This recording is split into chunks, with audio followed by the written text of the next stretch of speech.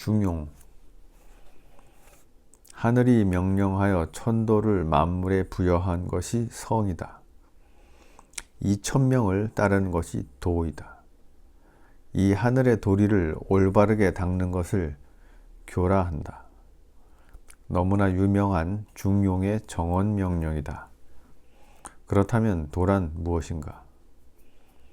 도가 하늘에 있을 때 우리는 그것을 명이라 하고, 만물에 있을 때는 리라 하며, 사람에게 있을 때는 성이라 한다. 그러므로 천명은 선험적인 것이며 솔성은 수양론적인 것이 아니고 윤리론적인 것이다. 이는 본성에 근거한 도덕 법칙으로서의 도리나 원리를 말하는 것이다. 그러나 천명과 솔성은 인간의 노력으로 이룰 수 있는 영역이 아니다. 인간의 노력으로 개선할 수 있는 영역은 오직 수도에 있다. 수를 하지 않아도 되는 도란 존재하지 않는다. 인간 세상에 노력 없이 저절로 이루어지는 도는 없다는 말이다. 그러므로 도는 영원히 수도의 대상인 것이다.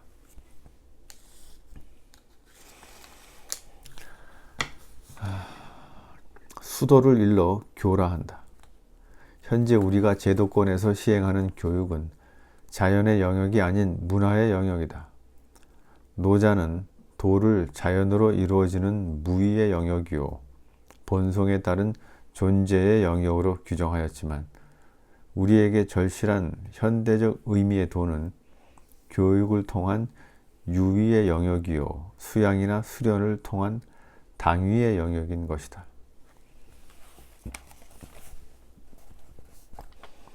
중용이라 할 때의 중은 한쪽으로 치우치거나 기울지 아니하며 지나치거나 모자람이 없는 상태를 말한다.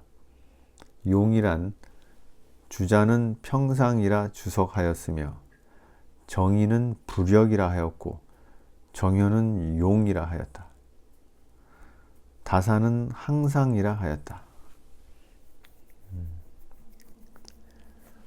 중용이란 기계적 중립이 아닌 적중의 상태를 말한다. 적중이란 시와 처의 합당함을 전제한다. 곧 시중과 처중이 온전히 이루어진 상태가 적중이다. 그러므로 중용의 핵심은 수시처변이라 할 수 있다. 율곡은 이렇게 심오한 중용의 의미를 단 8자로 정리하여 매우 쉽게 풀이하였다. 당시, 이시, 당노, 이노. 마땅히 기뻐해야 할 때는 기뻐해야 하고 마땅히 분노해야 할 때는 분노해야 한다. 기뻐해야 할 일을 기뻐하지 않고 분노해야 할 일을 분노하지 않으며 모두에게 좋은 사람이라는 인식을 심기 위해 자신의 이미지를 관리하는 것은 기회주의적인 처세에 불과한 것이지 중용의 길이 아니라는 말이다. 어느 철새 정치인이 자신을 일러 좌도 우도 아닌 극중이라 하였다. 극중이란 사전에도 없는 말이다. 자신은 좌파도 우파도 아닌 언제나 중간자적 입장에 서겠다는 말로서 보신주의적 기회주의자로 처신하겠다는 속내를 자인하는 언어 유희에 지나지 않는다. 종종 언론에서 중도층이라고 하는 말을 들을 때마다 나는 심사가 매우 불쾌하다. 저들이 중도의 의미를 진정으로 알고서 저러는 것일까? 좌우 진영 논리를 벗어나 어느 쪽에도 속하지 않는 유전자를 말하는 것 같은데, 내가 보기엔 중도라기보다는 부동층이나 무당층이라는 말이 훨씬 더 적합할 듯하다. 중도층이 성립하기 위해선 중도 노선의 정당이나 중도를 지향하는 정치 세력 또는 중도의 아젠다가 전제되어야 한다. 한낱 정치 무관심 내지는 정치 혐오증 때문에 지지하는 정당이 없는 상태를 중도층이라 하는 것은 정치적 난센스이다. 치열한 삶의 현장에서 생존의 경쟁을 통한 실전적 실천적 삶의 의지를 체험해보지 못한 관념적 철학은 언제나 필드에 대한 존경심을 상실하는 우를 범하기 마련이다. 나는 세상의 모든 진리가 중용에 있다고 생각하지는 않는다. 그러나 오랜 세월 인류의 집단 지성이 검증해온 사상의 결과물일 뿐만 아니라 인간의 본성과 내면 세계에 대한 철학적 균형 감각이 가장 온전하게 구현된 위대한 사상 체계임을 부인할 수 없다. 한비자는 인성호리설을 주장하였다. 인간의 본성은 이기적이라는 말이다. 동물의 세계에 이타적 양심이란 없다. 이와 마찬가지로 사람 또한 나면서부터 이타적인 인간은 아무도 없다.